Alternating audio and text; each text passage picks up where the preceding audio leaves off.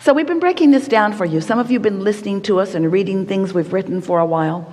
And we've been calling this process of creation, this deliberate process, a 3-step process. Now it's morphed to 4 and 5 steps. But it's basically a 3-step process where life just causes you to ask for more. And as you ask for more, you vibrationally become it. So that's step 1 and 2. We wrote a whole book about that, and we can say it in those few words. Life causes you to ask, and source becomes the vibrational equivalent of what you've asked for. Step 1 and 2. But your work, as we see it here in this physical body, starting right now, is to be aware of the way you feel so that you can be in the receiving mode of what you've asked for. Because there's a vibrational reality that you have to be aware as it becomes the reality that you want. In other words, you have to translate it. You have to translate it. You have to receive it. Do you ever have the experience where you say, oh, I just got the best idea? You are in the receiving mode.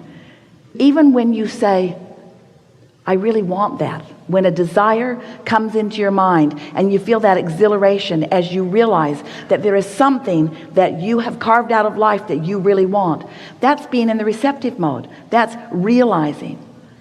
And we want you to know that once that idea has occurred to you as something that you desire, it is a sure thing that it will become the full manifested reality that you want, because the fact that you have realized it as an idea or a desire means that the process is underway. It's already a vibration that is turning into a thing. The other night, Esther had just the most pleasant dream. It was such a good dream. And when she woke up, she wanted to go back to sleep and dream it some more. It was such a nice dream. And once she became fully awake and she began remembering the things that we've been talking about vibration turning to thoughts and thoughts turning to things, she thought, ooh, I love knowing that once I'm dreaming about it, that means it is becoming that reality, because it's easier for it to become a reality in your dreamscape, isn't it? Because while you are slumbering, you're offering less resistance. And so that's what we want to talk to you about. We want to talk with you about anything that matters to you. But we want to help you to realize that these steps of creation, the first 2 that are natural, but the third one is the one you really want to get good at.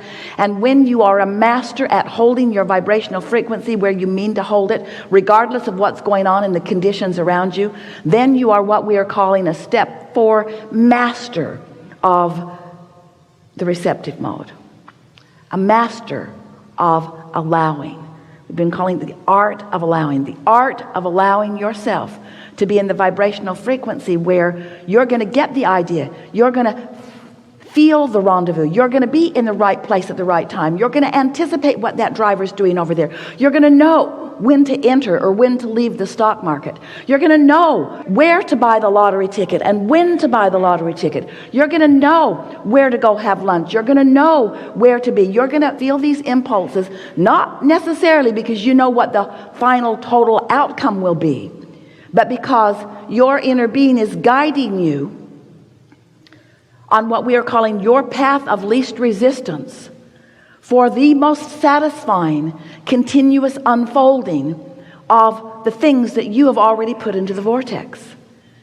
You knew it when you came that it would be like this. You knew that the variety would inspire you, and you knew you would create a vibrational version, and you knew that you would spend all of the days of this physical life in that sweet spot of moving between the vibration and the full-blown reality. You knew that you were the creator of your own reality, and you knew that you would mold the clay not with your hands but with your mind. You knew that you would feel with your emotions, and that you would know when you were in sync, when you were on track, when you were in harmony. You knew it would be fun.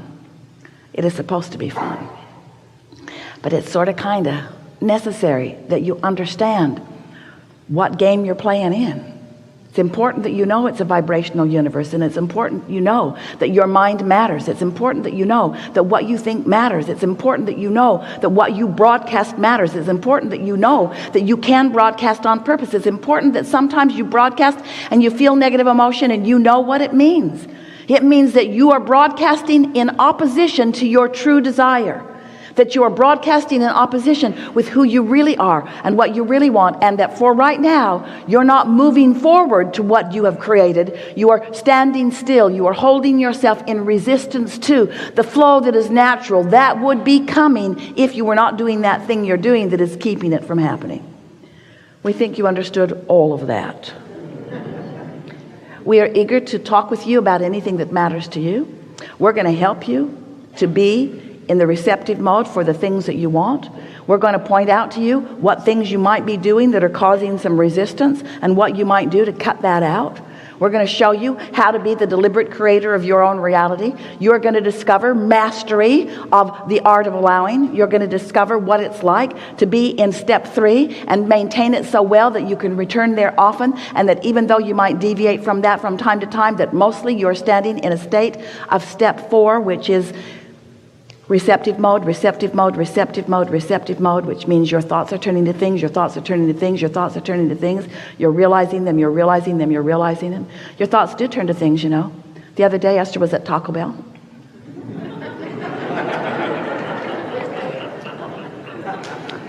And while she was sitting there waiting for her food,